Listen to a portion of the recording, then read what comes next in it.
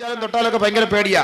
ബഹുമാനപ്പെട്ട ഉമർ അൽ ഫാറൂഖ് റളിയല്ലാഹു തആല അൻഹു ഇങ്ങനെ സ്ത്രീകളെ കയർത്ത് സംസാരിക്കുന്നത് കണ്ടുകൊണ്ട് ഇലാ ഹദറത്ത് റസൂലില്ലാഹ്, അല്ലാഹുവിന്റെ റസൂലിന്റെ ഹദറത്തിലേക്ക് വന്നിട്ട് പറയുകയാണ്, യാ റസൂലല്ലാഹ് വഇർനൻ നിസാഉ അലാ അസ്വാജിഹിൻ, നബിയേ തങ്ങളുടെ ഭർത്താക്കന്മാരുടെ മേൽ തങ്ങളുടെ ഭാര്യമാർ കയർത്ത് സംസാരിക്കുന്നു നബിയേ, അതുകൊണ്ട് ഞങ്ങൾക്ക് അവരെ അടിക്കാൻ അനുവാദം നൽകണം യാ റസൂലല്ലാഹ്. ഫറഖസ റസൂലുള്ളാഹി സ്വല്ലല്ലാഹു അലൈഹി വസല്ലം ബിളർബിഹിന്ന, സ്ത്രീകളെ അടിക്കാൻ അല്ലാഹുവിന്റെ റസൂൽ അനുവാദം നൽകി. പക്ഷേ അടിയങ്ങ് കൂടിപ്പോയി, ഗതിയില്ലാത്തടിയായി പോയി. ഒരു ദിവസം റസൂലുള്ളാഹി സ്വല്ലല്ലാഹു അലൈഹി വസല്ലം തങ്ങൾ മദീനയുടെ വീട്ടിൽ നിന്ന് പുറത്തേക്ക് പോയ സമയം പാതിരാ സമയത്ത് തിരിച്ചു വരുമ്പോൾ ലഖദ് താഫ ബി ആലി ബൈത്ത് റസൂലില്ലാഹി സ്വല്ലല്ലാഹു അലൈഹി വസല്ലം നിസാഉൻ കസീറുൻ യഷ്കൂന അസ്വാജഹുൻ. ബഹുമാനപ്പെട്ട ആയിഷ ബീവി മാത്രമാണ് വീട്ടിലുള്ളത്. റസൂലുള്ളാഹി സ്വല്ലല്ലാഹു അലൈഹി വസല്ലം തങ്ങൾ പുറത്തേക്ക് പോയി. മടങ്ങി വന്നപ്പോൾ റസൂലുള്ളാഹിന്റെ വീടിന്റെ ഉമ്മറപ്പടി മുഴുവനും സ്ത്രീകളാൽ വലയം ചെയ്യപ്പെട്ടിരിക്കുകയാണ്. ബഹുമാനപ്പെട്ട പ്രവാചകൻ ആയിഷ ബീവിയോട് ചോദിച്ചു, എന്തേ ആയിഷ ഈ സ്ത്രീകളെല്ലാം ഈ പാതിരാത്രി എന്റെ വീടിനെ വലയം ചെയ്തിരിക്കുന്നത്? ബഹുമാനപ്പെട്ട ആയിഷ റളിയല്ലാഹു അൻഹ പറയുകയാണ്, യാ റസൂലല്ലാഹ്, ഇവരുടെ ഭർത്താക്കന്മാർ ഇവരെ അടിക്കുന്നു എന്ന പരാതി പറഞ്ഞുകൊണ്ട് ഈ പാതിരാ സമയത്ത് അങ്ങയുടെ വീടിനെ വലയം ചെയ്തിരിക്കുന്നത്. അല്ലാഹുവിന്റെ റസൂൽ പറയുകയാണ്, പരസ്യമായി പ്രഖ്യാപിച്ചു, ഏ ഹിജാസിന്റെ ഉടമകളെ, ഹിജാസിന്റെ മക്കളെ, ലോകത്തെ മുസ്ലിം സഹോദരാ, നിങ്ങളാരും നിങ്ങളുടെ ഭാര്യമാരെ അടിക്കല്ലേ. അങ്ങനെ അടിക്കുന്നവൻ ലൈസ ഉലൈക ബിഖിയാരിഹിം, അവരിൽ നല്ലവരെ അല്ല, അവർ നികൃഷ്ടരാണ്, നെറികെട്ടവരാണ്. അതുകൊണ്ട് നിങ്ങളുടെ ഭാര്യമാരെ നിങ്ങളാരും അടിക്കല്ലേ എന്ന് ആരംഭപ്പൂവായ മുത്ത് മുഹമ്മദ് മുസ്തഫ സല്ലല്ലാഹു അലൈഹി വസല്ലം അല്ലാഹുവിന്റെ റസൂൽ പറഞ്ഞു കൊടുത്തു, നിങ്ങൾ ആരും അടിക്കല്ല കേട്ടോ, നിങ്ങൾ ആരും അടിക്കല്ലേ. നബി തങ്ങൾ പറയാണ്, ഒരു രാത്രി 70ഓളം പെണ്ണുങ്ങളാണ് പരാതിയായിട്ട് വീട്ടിൽ വന്നത്. പാതിരാത്രി ഭർത്താക്കന്മാർ അടിക്കുന്നു എന്ന് പറഞ്ഞിട്ട് പരാതിയുമായി 70ഓളം പെണ്ണുങ്ങൾ, സ്ത്രീകൾ. ആലോചിച്ച് നോക്കി, എന്തായിരിക്കും അടിയപ്പോ? റസൂലുള്ളാഹി സ്വല്ലല്ലാഹു അലൈഹി വസല്ലമ തങ്ങൾ ഭാര്യയോടുള്ള കടപ്പാടിന്റെ പേരിൽ വീണ്ടും പറഞ്ഞു, ലാ യജ്ലിദു അഹദുക്കും ഇംറാതഹു ജൽദൽ അബദ്, അടിമയെ അടിക്കുന്നത് പോലെ നിങ്ങൾ ആരും നിങ്ങളുടെ ഭാര്യമാരെ അടിച്ചു പോകരുത്. സുമ്മ യുജാമിഉഹാ ഫീ ആഖിരിൽ ലൈൽ, ഭാര്യയെ അടിച്ച് മൃഗീയമായ നിലയിൽ വേദനിപ്പിച്ച് വീടിന്റെ ഏതെങ്കിലും ഒരു മൂലയിൽ ചവിട്ടി താഴ്ത്തിയിട്ട് അവന്റെ ശാരീരിക വികാരം പൂർത്തിയാക്കാൻ പാതിരാ കഴിഞ്ഞ സമയത്ത് വേദന കൊണ്ട് മല്ലിടുന്ന പെണ്ണിനെ പിടിച്ച് മലർത്തിക്കിടത്തി അവളുമായി ശാരീരിക ബന്ധം പുലർത്താൻ നാണമില്ലേ എന്ന് ലോകൈക ഗുരു മുഹമ്മദ് മുസ്തഫ സല്ലല്ലാഹു അലൈഹി വസല്ലം അവന്റെ ആവശ്യത്തിന് അടിച്ചങ്ങോട്ട് ഒതുക്കിയിട്ട് പിന്നെ കൊണ്ടുപോയിട്ട് ശാരീരിക ബന്ധം പുലർത്താൻ നാണമില്ല. എനിക്ക് അടിക്കരുത് ഒരു ഭാര്യയെയും ഒരു പെണ്ണിനെയും.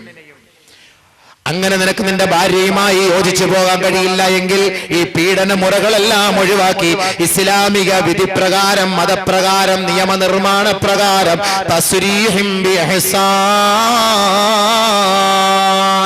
നല്ല നിലയിൽ നീ അങ്ങോട്ട് ഒഴിവാക്കിയേ, നല്ല നിലയിൽ ഒഴിവാക്കിയാലേ. അതല്ലാതെ പീഡിപ്പിക്കാനോ പരസ്യപ്പെടുത്തി നാട്ടുകാരെ മുഴുവൻ panchayat, municipality, police station, SP office, രാജ്യത്തിന്റെ എല്ലാ ഓഫീസിലും ഈ പെണ്ണിനെയും കൊണ്ട് കയറിയിറങ്ങി വർഷങ്ങളായി, 8 വർഷമായി ഇവിടെ എനിക്ക് ഒഴിവാക്കി തരാൻ പറഞ്ഞിട്ട് ആരും ഒഴിവാക്കി തരുന്നില്ല, എനിക്കൊരു പെണ്ണ് കെട്ടാനും പറ്റുന്നില്ല, ആകെ ഇടങ്ങേറുണ്ട് അവലും കഞ്ഞിന്നും പറഞ്ഞിട്ട് നാട്ടുകാരുടെ മുഴുവനും മുന്നിൽ, അന്യപുരുഷന്മാരുടെ മുഴുവനും മുന്നിൽ ഈ പെണ്ണിനെ പൊക്കിക്കൊണ്ട് നീ നടക്കരുത് എന്നർത്ഥം.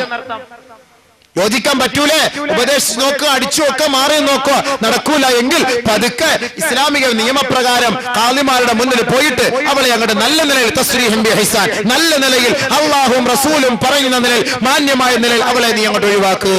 ഈ കരാറാണ് കല്യാണത്തിന്റെ ദിവസം പെണ്ണിന്റെ പിതാവിന്റെ കയ്യിൽ കൈവച്ചുകൊണ്ട്, ഏ ചെറുപ്പക്കാരെ നിങ്ങൾ എടുക്കുന്ന കരാർ, ഈ കരാർ നിങ്ങൾ ഉടച്ചു കളഞ്ഞാൽ അള്ളാഹുവിന്റെ കോടതിയുടെ മുന്നിൽ നിന്ദ്യനായി തലകുനിച്ചു നിൽക്കേണ്ടി വരും. പടച്ചവൻ കാക്കട്ടെ.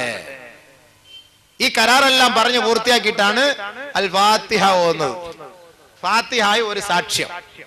ഇതാണ് കല്യാണം. കല്യാണം കഴിഞ്ഞു. കല്യാണം കഴിഞ്ഞ മാത്രയിൽ രണ്ടാമതായി ചെയ്യേണ്ട ഉത്തരവാദിത്വം ചെറുക്കന്റെയും പെണ്ണിന്റെയും കൈക്ക് പിടിച്ച് മംഗളാശംസ നേരലാണ്. എന്താ മംഗളാശംസ? ഓരോ പാർട്ടിക്കാരും അവരുടെ പത്രങ്ങൾ കൊണ്ടുവന്ന് ഇങ്ങനെ വായിക്കും മംഗളാശംസ.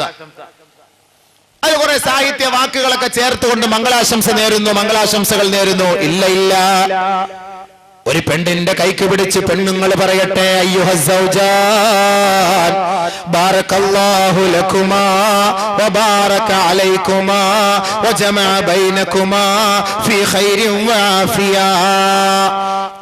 നവവരന്റെ കൈക്ക് പിടിച്ച് സുഹൃത്തുക്കൾ പറയട്ടെ, കല്യാണത്തിന് വന്ന സഹോദരങ്ങൾ പറയട്ടെ, അയ്യുഹസ്സൗജാൻ ബാറകല്ലാഹു ലകുമാ വബാറക അലൈകുമാ വജമഅ ബൈനകുമാ ഫീ ഖൈരിൻ വആഫിയ.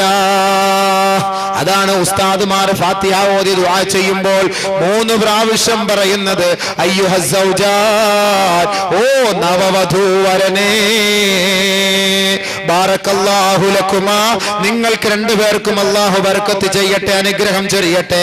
വബാറക അലൈകുമാ, നിങ്ങളുടെ ജീവിതത്തിലും അല്ലാഹു അനുഗ്രഹം ചൊരിയട്ടെ.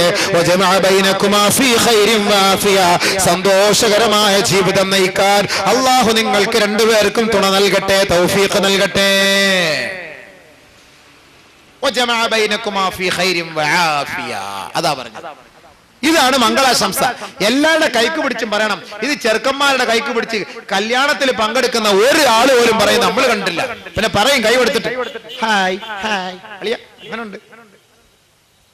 ഇതല്ലേ പറയുള്ളൂ, കൈക്ക് പിടിക്കുക.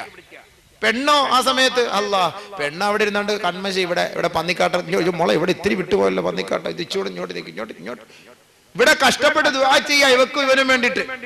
ഇപ്പൊ ഇവനൊരു കൂസലില്ലാതെ ഈ കൈയൊക്കെ ഇങ്ങനെ തൊടയുടെ മുകളിലിട്ട് വെച്ചിട്ട് കിടക്കുന്ന പറഞ്ഞ് ഞാൻ ആട്ടിക്കൊണ്ടിരിക്കലാണ്. ഉത്തരവാദിത്തം വേണ്ടേ? ആമീൻ പിടിക്കുമ്പോ നിനക്ക് വേണ്ടിയാ ഇത്രയും പേര് ആമീൻ പിടിക്കുന്നത്, ആമീൻ പറയുന്നത്, നിനക്ക് വേണ്ടി ദുആ ചെയ്യുന്നു. എന്താണ്? ഇന്നലെ വരെ നീ ഏതോ കാടൻ ജീവിതം നയിച്ച് ഇന്ന് നീ ഒരു ഇസ്ലാമിക ജീവിതം നയിക്കാൻ വേണ്ടി കാലെടുത്ത് വെച്ചു. അങ്ങനെ നീ ഒരു ഭാര്യയും ഭർത്താവുമായി കഴിഞ്ഞു. നിങ്ങൾ രണ്ടുപേരുടെയും ജീവിതത്തിൽ എല്ലാവിധ ഖൈറും ബർക്കാത്തുകളും അല്ലാഹു ചൊരിഞ്ഞു തരുന്നതിന് വേണ്ടി ഞങ്ങൾ ഇത്രയും പേരെ സാക്ഷ്യപ്പെടുത്തി നിനക്ക് വേണ്ടി പ്രാർത്ഥിക്കുമ്പോൾ നീ കുറച്ച് കൈകളൊക്കെ ഉയർത്തി ഭവ്യതയോടുകൂടി അല്ലാഹുവിന്റെ മുന്നിൽ നെറ്റിയൊക്കെ ഒന്ന് കുനിച്ചുകൊണ്ട് നീ കരഞ്ഞുകൊണ്ട് ആമീൻ പറ. നിങ്ങളൊന്ന് ശ്രദ്ധിച്ചു നോക്കി. നിങ്ങൾ കല്യാണ വീട്ടിൽ പോകുമ്പോ ഈ ചെറുക്കന്റെ കൈ ആമീൻ എവിടെ കൈ ഇരിക്കുന്നത് ഇനിയെങ്കിലും നോക്കോ. ആർക്ക് വേണ്ടിയാ ദുആ ചെയ്യുന്നത്? നമുക്ക് വേണ്ടിയാ. ചങ്ങാതി നിനക്ക് വേണ്ടിയാ ദുആ ചെയ്യുന്നത്. നീ ഒന്ന് കാര്യമായിട്ട് ആമീൻ പറ. നീ കാര്യമായിട്ട് ആമീൻ പറയാതെ ഞങ്ങൾ മാത്രം പറയേണ്ട എന്താ കാര്യം? നീ കാര്യമായി ആമീൻ പറയാത്തത് കൊണ്ടാണ് കല്യാണം കഴിഞ്ഞ് 5-6 ദിവസം കഴിഞ്ഞിടം മുതൽ അടിയും വെള്ളപ്പൊക്കവും തുടങ്ങുന്നത്.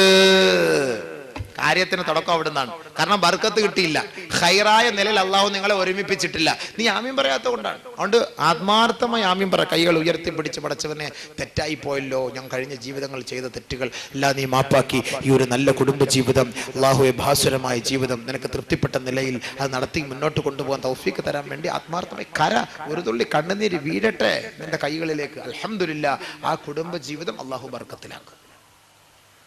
കല്യാണം കഴിഞ്ഞ ഉടനെ പെണ്ണെ, ചെറുക്ക, നിനക്കൊരു ഉത്തരവാദിത്തമുണ്ട്. ഈ ദുആ ചെയ്തതിന് ശേഷം, മംഗളാശംസ കഴിഞ്ഞതിന് ശേഷം ആദ്യ രാത്രിയായി മണിയറയിലേക്ക് കാലെടുത്ത് വെക്കുമ്പോ 2 റക്അത്ത് നീ ഒന്ന് സുന്നത്ത് നമസ്കരിക്കണേ. കൂടുതലൊന്നും വേണ്ട, 20 റക്അത്ത് തറാവീഹ് നിസ്കരിക്കാൻ നിൽക്കണ്ട, സമയമില്ലല്ലോ. എത്രയോ ദിവസം കൊണ്ട് 5ാം ക്ലാസ് മുതൽ പെണ്ണിനെ നോട്ടം വിട്ട് 10ാം ക്ലാസ് വരെ അഡ്ജസ്റ്റ് ചെയ്ത് കൊണ്ടുവന്ന് 12 വരെ നോട്ടം വിട്ട് 15ന്റെ അന്ന് കെട്ടിച്ചും തന്ന് ഇനി ഇവിടെ നിന്ന് 20 റക്അത്ത് ഇവിടെ നിസ്കരിക്കണം എന്ന് പറഞ്ഞ് നടക്കുന്ന കാര്യമൊന്നും അല്ല. അത് ഇത്ര നാള് കൊണ്ട് നമ്മൾ ഓടിച്ചിട്ട് പിടിച്ച കല്യാണമായത്.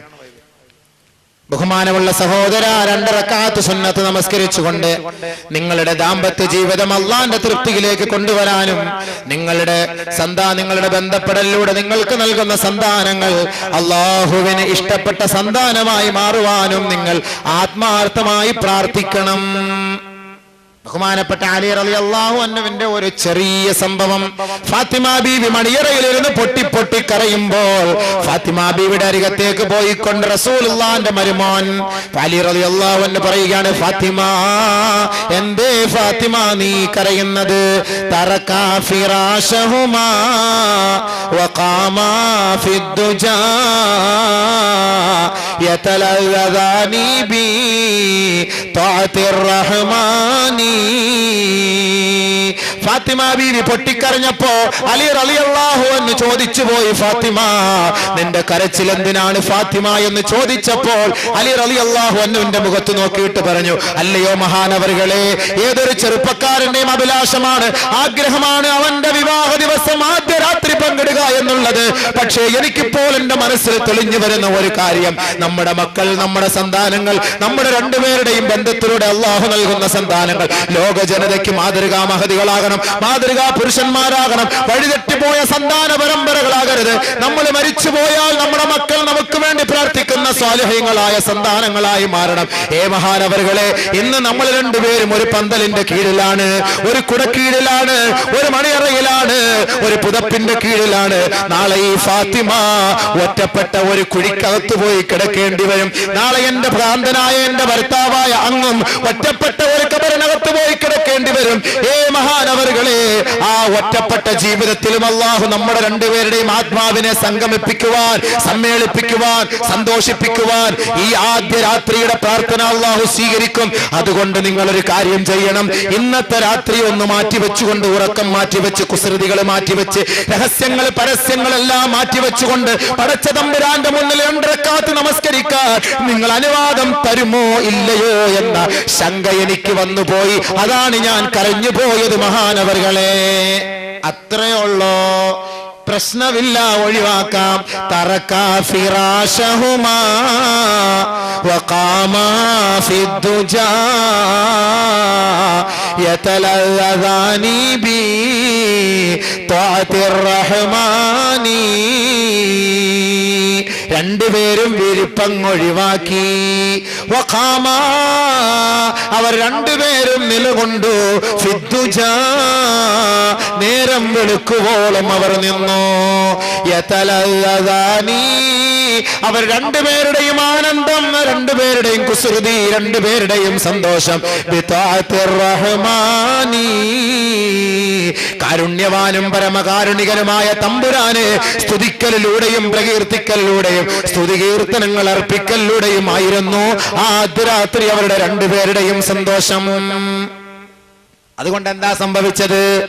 അവരുടെ രണ്ടുപേരുടെ പ്രാർത്ഥനയുടെ ഫലമായി ഇറാഖിന്റെ മണ്ണിൽ വെള്ളം കിട്ടാതെ കണ്ട് യൂഫ്രട്ടീസിന്റെയും ടൈഗ്രീസിന്റെയും ഓരത്ത് കിടന്ന് പിടഞ്ഞു ഹസൻ ഹുസൈൻ റളിയല്ലാഹു തആല അൻഹു മരണപ്പെട്ടുവെങ്കിൽ, സഹോദര, ഹുസൈൻ റളിയല്ലാഹു അൻഹുവിന്റെ വേർപാടിൽ ദുഃഖിച്ച ലോകമേ, മുഹറമിൽ നിങ്ങൾ ആ ഒരു സ്മരണ അയവിറക്കുമെങ്കിൽ ഏറ്റവും നല്ല ശുദ്ധജല തടാകത്തിന്റെ ഓരത്ത് കിടന്ന് ഒരു തുള്ളി വെള്ളം പോലും കുടിക്കാതെയാണ് ബഹുമാനപ്പെട്ട മഹാനായ ഷഹീദ് ഹുസൈൻ റളിയല്ലാഹു അൻഹു ലോകത്തോട് വിട പറഞ്ഞതെങ്കിൽ, ഹുസൈൻ റളിയല്ലാഹു അൻഹുവിനെ കുറിച്ച് സ്മരിക്കാത്ത ഒരു മുസ്ലിം ഇന്ന് ലോകത്തുണ്ടോ?